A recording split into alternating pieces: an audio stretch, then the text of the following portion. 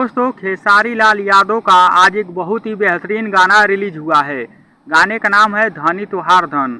काफी समय के बाद खेसारी लाल यादव का गाना आया है और जो खेसारी लाल यादव का गाना है वह एक रिकॉर्ड भी बना दिया है। इस गाने को खेसारी म्यूजिक वर्ल्ड पर रिलीज किया गया है और जैसे रिलीज हुआ 1 घंटे के बाद वह गाना ट्रेंड करने लगा। अभी वह गाना 2 नंबर पर ट्रेंड कर रहा है और खेसारी लाल यादव के साथ में इस गाने को गाई है शिल्पी राज जी और इस गाने को लिखे हैं कृष्णा बेदर्दी जी ने। काफी समय के बाद खेसारी लाल यादव का गाना आया है। लोगों को काफी ज्यादा इंतजार था कि खेसारी लाल यादव का गाना कब आएगा और जैसे खेसारी लाल यादव का गाना रिलीज हुआ, लोगों ने उस गाने को इतना ज्यादा प्यार दे दिया है।